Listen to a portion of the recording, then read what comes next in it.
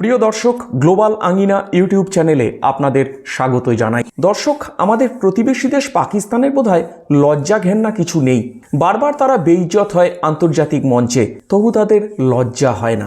এবং সাম্প্রতিককালের দুটো ঘটনা দিয়ে আমি সেই ব্যাপারটা ব্যাখ্যা করব। 2-3 দিন আগে পাকিস্তানের প্রতিরক্ষা মন্ত্রী তাদের ন্যাশনাল অ্যাসেম্বলিতে বলেছেন আমেরিকা নাকি পাকিস্তানকে টয়লেট পেপারের মতো ব্যবহার করে ছুঁড়ে ফেলে দেয়। টয়লেট পেপার কেন ব্যবহার করে আপনারা জানেন? টয়লেট পেপারের প্রয়োজনীয়তা কত সময়ের জন্য থাকে সেটা আমরা জানি। তো আমেরিকার কাছে পাকিস্তান হচ্ছে টয়লেট পেপার। খাজা আসিফ অবশ্য বলতে চেয়েছেন আমেরিকা নিজের ইচ্ছামতো পাকিস্তানকে ব্যবহার করেছে এবং সবচেয়ে বেশি পাকিস্তানকে ব্যবহার করেছে আফগানিস্তানের মাটিতে। সেটা সেই সোভিয়েত আমলের মুজাহিদিনদের সঙ্গে কাঁধে কাঁধ মিলিয়ে লড়াই করিয়ে দেওয়া হোক, কিংবা বর্তমানের আফগানিস্তানের তালিবান শাসকদের বিরুদ্ধে মাঝে মাঝে পাকিস্তানি সেনাবাহিনীকে দিয়ে বম্বিং করিয়ে দেওয়া হোক, অথবা ইরানকে একটু হুমকি ধামকি দেওয়া বা দু একবার ক্ষেপণাস্ত্র ছুঁড়ে দেওয়ার মতো কাজ হোক। অর্থাৎ পাকিস্তানের ভূমিকা আমেরিকার কাছে শুধুমাত্র ওই টয়লেট পেপারের মতো।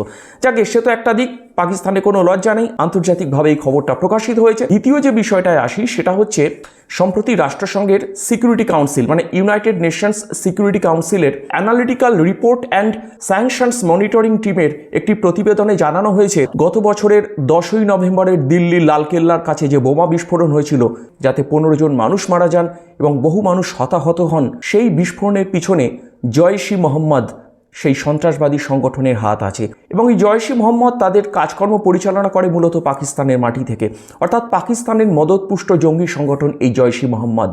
এবং এই জয়শ-ই-মোহাম্মদের প্রধান মাসুদ আজহার, তিনিও কিন্তু একজন কুখ্যাত সন্ত্রাসবাদী। মাসুদ আজহার গত বছরের 8ই অক্টোবর মহিলাদের দ্বারা পরিচালিত একটি নতুন জঙ্গি সংগঠন তৈরি করেন, যার নাম দেওয়া হয় জামাতুল মুমিনাত।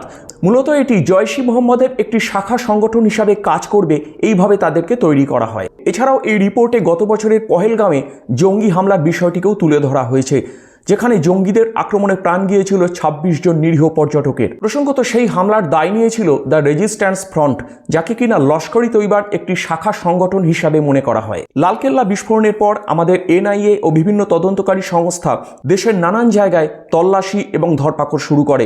ফরিদাবাদে একটি বিরাট টেরার নেটওয়ার্ক বা টেরার মডিউলের খোঁজও পায় তারা। প্রসঙ্গত বলা যায়, ভারত সরকার বারবার বলে এসেছে পাকিস্তান ভারতে বিভিন্ন সময় সন্ত্রাসবাদী কার্যকলাপ চালিয়েছে এবং ভারতের বিভিন্ন জায়গায় সন্ত্রাসবাদী কার্যকলাপ চালানোর জন্য তারা অর্থায়ন করে, অর্থাৎ সন্ত্রাসবাদকে তারা মদত দেয় সর্বতোভাবে, সেটা অস্ত্র দিয়ে হোক, অর্থ দিয়ে হোক, কিংবা জঙ্গি পাঠিয়ে হোক।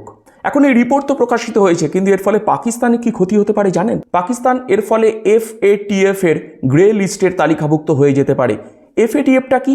Financial action task force. এটি একটি আন্তর্জাতিক সংগঠন যাদের হেডকোয়ার্টার্স প্যারিসে। এটি মূলত আন্তর্জাতিক ক্ষেত্রে যে কোনো ধরনের বেআইনি আর্থিক লেনদেন, মানি লন্ডারিং ইত্যাদি বিষয়ে নজরদারি করে থাকে এবং পরবর্তীকালে তারা সন্ত্রাসবাদে অর্থায়নের বিষয়টিকেও তাদের নজরদারির মধ্যে নিয়ে আসে। অর্থাৎ কোনো দেশ যদি সন্ত্রাসবাদী কার্যকলাপ চালানোর জন্য অর্থায়ন করে বা অর্থ প্রদান করে, তবে সেই দেশকে এই FATF তাদের গ্রে লিস্টের অন্তর্ভুক্ত করে দেবে, অর্থাৎ সোজা কথায় ধূসর তালিকাভুক্ত করে দেবে। আর এই ধূসর তালিকাভুক্ত হয়ে যাওয়ার অর্থ হচ্ছে সেই দেশের অর্থনীতি একেবারে অচল হয়ে যাওয়া। বিভিন্ন বিদেশি সংস্থা সেই দেশ থেকে লগ্নি গুটিয়ে নেবে, আন্তর্জাতিকভাবে বিভিন্ন সংস্থা থেকে লোন বা ঋণ পেতে তাদের অসুবিধা হবে। আর পাকিস্তানের ব্যাপারটা তো আমরা জানি, মোটামুটি আন্তর্জাতিক সংস্থা থেকে লোন নিয়ে, ঋণ নিয়ে তাদের চলে, কখনো ওয়ার্ল্ড ব্যাংক, কখনো IMF বা অপর কোনো সংস্থার কাছ থেকে। পাকিস্তানকে এর আগেও কিন্তু একবার গ্রে লিস্টে ফেলা হয়েছিল, অর্থাৎ FATF এর ধূসর তালিকাভুক্ত করা হয়েছিল। 2018 থেকে 2022 এই 4 বছর তারা সেই তালিকায় ছিল।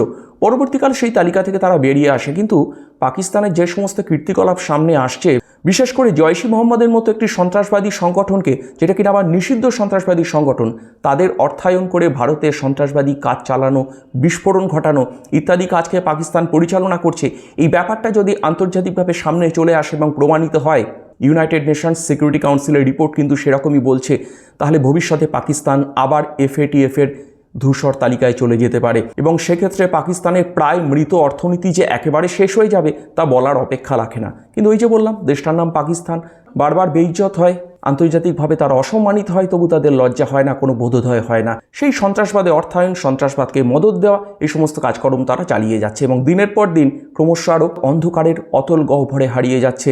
দেশটার ভবিষ্যৎ অন্ধকারে চলে যাচ্ছে, অর্থনীতির 12টা বেজে গেছে, সে দেশের ব্যবসা বাণিজ্য, সে দেশের কর্মসংস্থান সবটাই আজ ধ্বংসপ্রাপ্ত।